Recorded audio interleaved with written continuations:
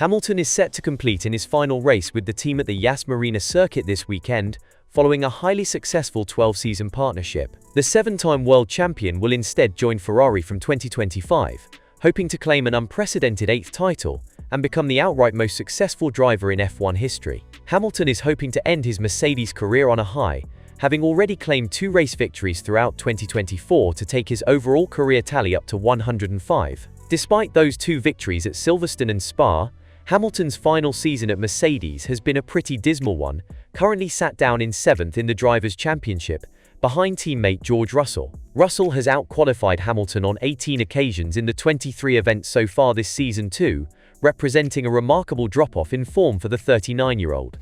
As he attempts to bounce back for one last hurrah at the Yas Marina circuit, it has been revealed that a late change was made to Hamilton's W15 car ahead of the weekend's action.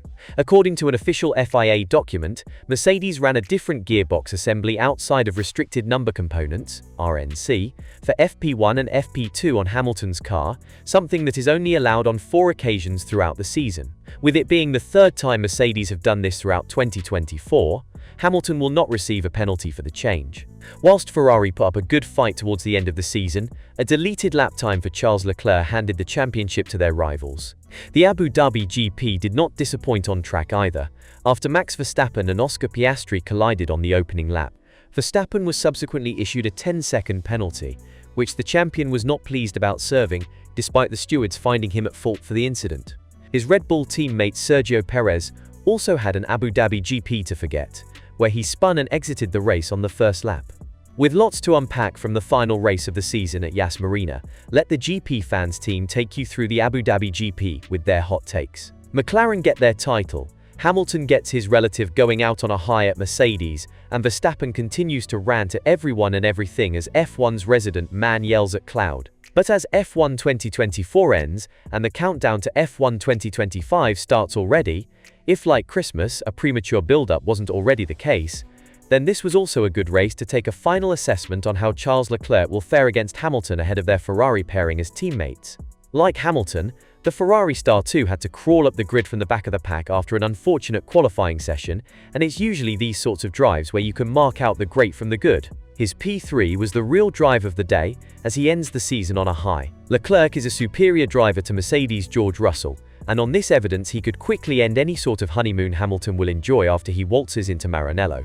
If Sergio Perez indeed gets pushed out by Red Bull or decides to jump himself, which seems the more unlikely scenario after the Abu Dhabi Grand Prix, all signs point to Liam Lawson as the name that will be prioritized in the conversation between Christian Horner, Helmut Marko and the company's shareholders on Monday after the race. And Lawson is a solid driver. The word in the paddock is that Red Bull bosses value his ability to perform under pressure, something he's proven successfully both times he was thrust into an F1 race seat mid-season. Lawson comes across as someone who wouldn't overthink nor overexert himself under any circumstance, which does sound like a great quality if you're picking a driver to share a garage with Max Verstappen. Lawson is self-assured, level-headed, maybe even in a good way uncomplicated, or at least that's what you hear from the Red Bull camp. Honestly, I go about a race how I have always done, and it is not something I am not trying to do a certain thing or act in a certain way to show them anything, the New Zealander said, when quizzed on that subject on Thursday in Abu Dhabi. I am just trying to do the best job I can in the car, so mentally, it is always how I've been.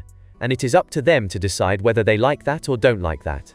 I've been in this junior team a long time and this is the end of my 6th year in Red Bull, and that pressure comes from the second you arrive. I was 16 years old, and I never felt pressure like that, and I never knew that it could be like that going into a racing season. I think that is one of the benefits of being with Red Bull for so long, is that, in a way, it builds you for Formula One. Having that experience of that pressure on you from a really young age, it would be tough, so I am grateful to have had that for so many years. And yet, none of that changes the fact Sunday will mark Lawson's 11th full start in F1. His CV otherwise includes runner-up in the DTM, runner-up in Super Formula like Pierre Gasly, and 3rd place in his 2nd year in Formula 2. That's Warrington Day, Warrington decent, but frankly, not better than decent.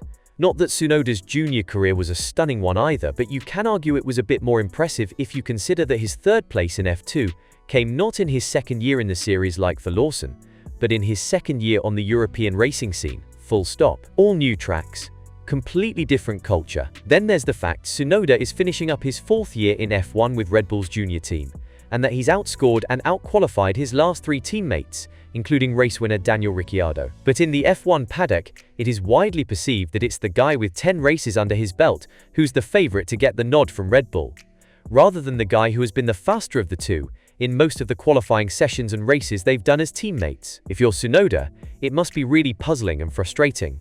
And puzzled and frustrated is exactly what he seems to be, at least when facing the media. Maybe a little bit lost as well when hearing questions about whether he genuinely feels that he has a chance of getting that seat.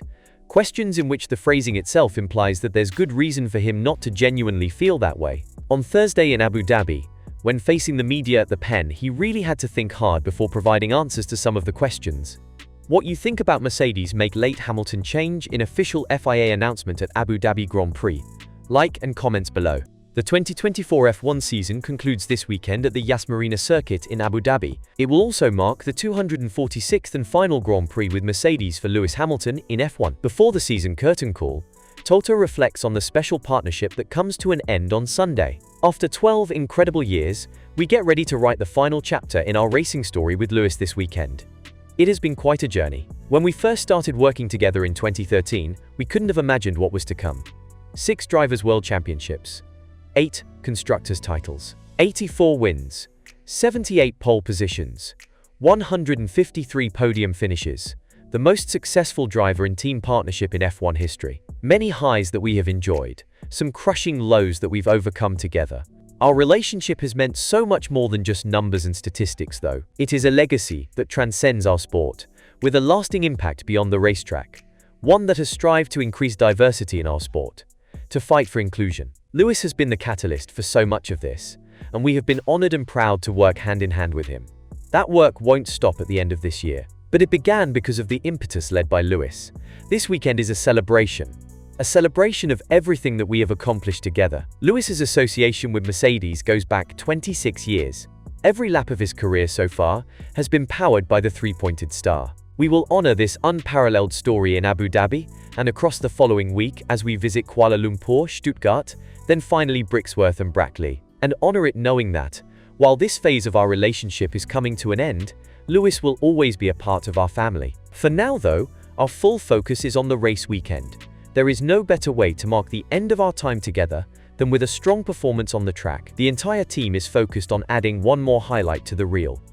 We also want to end the season on the front foot. Warintesha, that will help us carry momentum into the winter and onwards as we open the next chapter in our story in 2025. With George as the senior driver and Kimio Kimi as an exciting rookie talent, our future is bright.